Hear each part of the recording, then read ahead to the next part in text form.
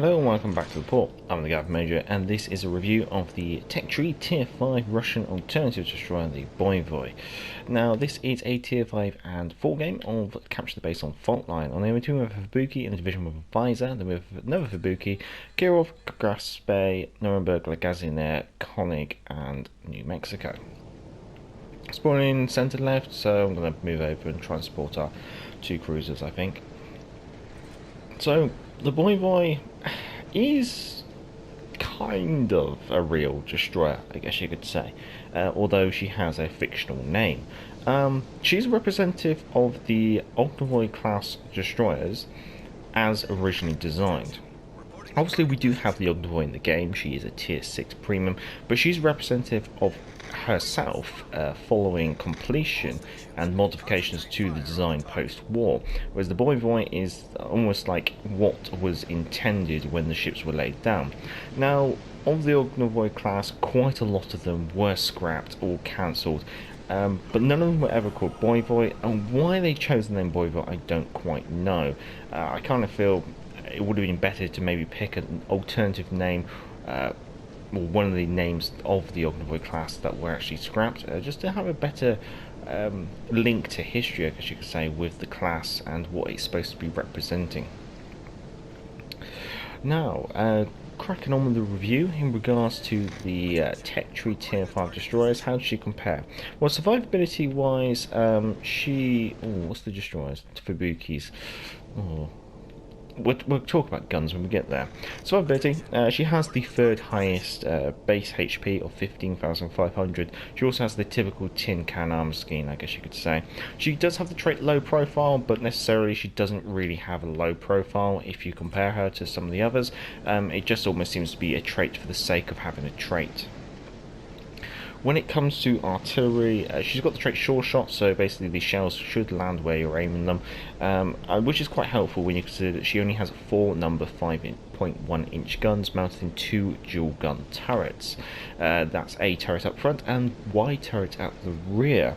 Now, these do have the second longest range of 10.6 kilometers once fully upgraded. They also have the third slowest reload, which is 7 seconds. So already that doesn't sound too good.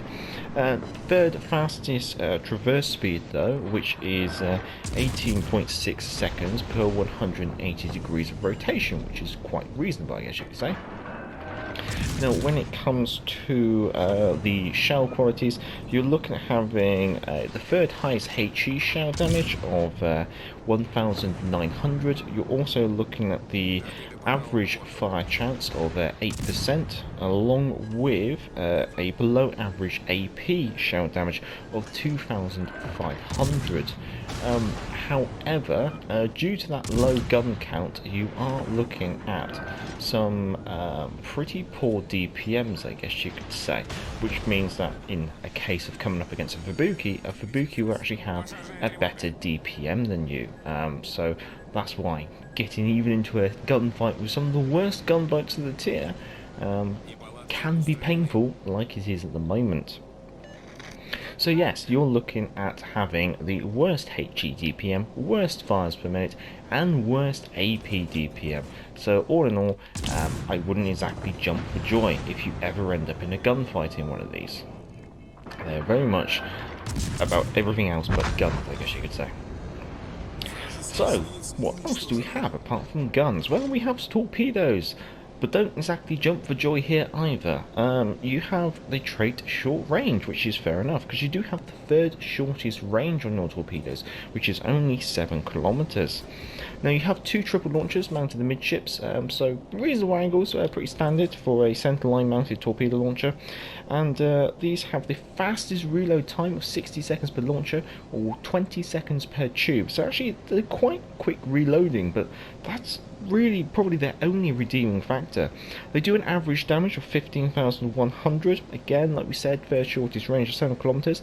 Your base stealth torpedo range, so basically this is how much excess torpedo range you have over your base detectability, is only 0.1. So obviously anything you do to either increase your torpedo range or decrease your detectability is going to obviously buff that out, which should maybe make it a bit more acceptable. As you can see, I've managed to do a little bit of work if you look at the minimap there. Now, they do have the second fastest speed of 65 knots, so I guess that's a kind of redeeming factor there, and that they have an average detection of 1.4 kilometers. When it comes to your ship's maneuverability, you are the second fastest at 37 knots. You have an average turn circle of 610 meters and the worst rudder shift of 4.8 seconds. Concealment wise, this is definitely not a feather in her cap. She has the second worst detectability by sea of 6.9 kilometers, worst detectability by the air as well, 3.5 kilometers, and worst detectability when firing in smoke of 2.7 kilometers. When it comes to the consumables, you got some pretty standard consumables, I guess you could say. You have engine boost, you got two of those. This will increase your engine speed by 8% for 120 seconds with a 180-second reload, taking your base speed of 37 knots up to a 39.96 knot speed. Obviously, that's all subject to change. You can obviously increase that with battle boosters, commander traits, and inspirations. Your other consumable is your pretty standard smoke screen. You get two of these as well. This has a 20-second duration, that's how long it takes to lay a smoke screen. 81-second dispersion, that's how long it's going to sit around for, and a 240-second reload. For comparison, this is exactly the same as the Gnevi. As always, down in the description will be the commander build and the modules I've taken. Commander build, exactly the same as I did on the Kiev. I've got Bay and Gleaves as inspirations, basically reducing my detectability, increasing my torpedo range, and then I've got Splendento. I think the main traits you're probably looking at there would be unstoppable. Look at me now, definitely two traits I'd highly recommend. Modules wise, aiming systems module 1 and propulsion module 2. Can't really go otherwise, I feel. You could maybe go for rudder shift, but if you're going for rudder shift, then you're going to be probably trying to play this as a gunboat, I guess you could say, like with just twisting and turning in that range. But with only 4 guns, it's not exactly a playstyle I would advise. I'm detected here, so what I might do, I might see if we can just irritate this New Mexico just a little bit. And let's see what's the cruiser Lagazi in there. Okie dokie. Okay, I think we'll go quiet now.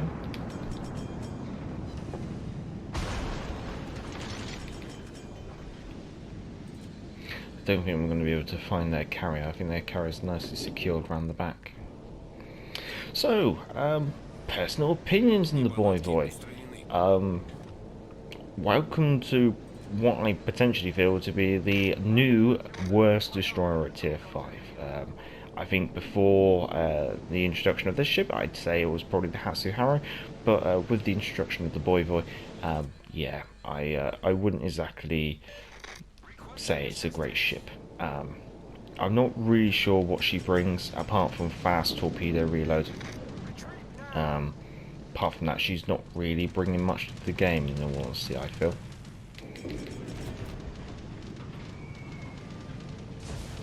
Well, managed to duke the aircraft.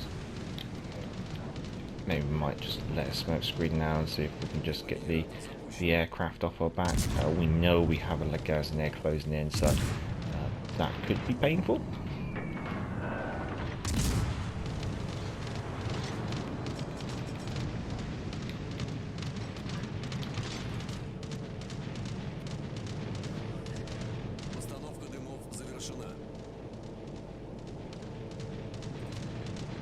Oh god, that Lagazi there is close.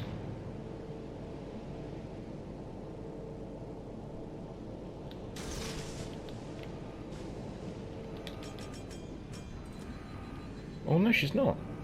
She's actually turned away. She had me go in there for a second.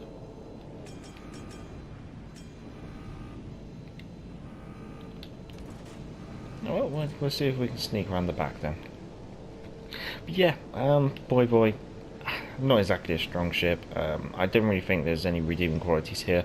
Guns, poor. DPM, poor. Torpedoes, short range and pretty average overall. Main advantage is reload. Detectability, poor. Maneuverability, fast, I guess you could say, but not great turning or anything like that. I'd say probably quite average. Survivability is quite good, but that survivability is really only there just to make sure that you don't die every time you come across a DD, because with such poor gun qualities, you're never really going to be able to win any kind of like gun battle against, say, any DD. You could see that she struggles against the Fubuki, and she has struggled even against the Hatsuharu. So it's quite amusing. I might just use our engine boost here, I think, just to get the motoring.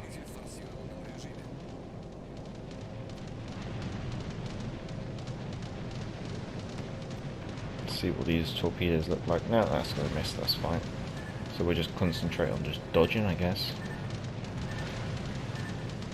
Gaznia is firing shells in. Well, I haven't really got much more to add in regards to this review, so what I'll do is I'll put some Colonel Bogey's March on, and we'll catch you at the end screen.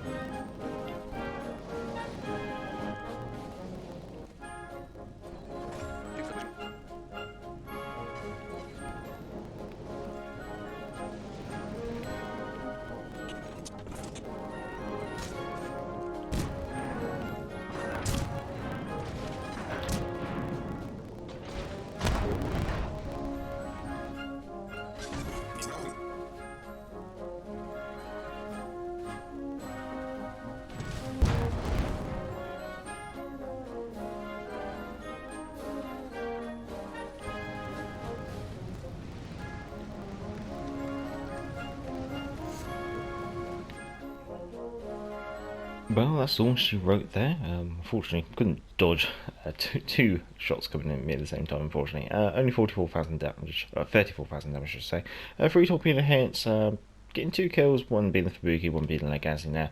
But I find she's quite a struggle chassis, I guess you could say. Sometimes you have good games, but usually I find I'm not having the greatest of games. But I feel you can only do what you can with the hands you're dealt. 5 hits on target. Managed to tickle the base a little bit, but couldn't really do too much. Coming third on the team, I guess you could say. So not too bad, I guess. It could be worse. And walking away with a profit of 122,000 credits after ship service cost of 31,000 credits. And that is obviously with a premium account, which obviously does improve your earning potential, I guess you could say. So overall, I consider it quite a poor destroyer. However, if you end up getting a free out of a crate, then fair enough, and you can always have a go and see what your opinion is as well. And also when she's fully researchable. But I think in regards to this tech tree, she's definitely the worst stepping stone along the way. I think this tech tree is going to be very much all about the last ship, the tier 7, very much like the alternative Japanese destroyers, I guess you could say.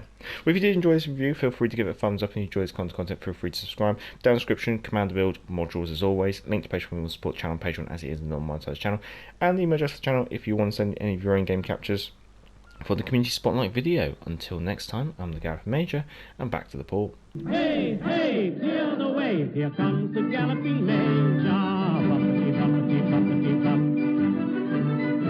Get out of the way there, you fellows, unless you want me to run you down. I guess this is the life. Now, hey, hey, clear the way, here comes the galloping Major.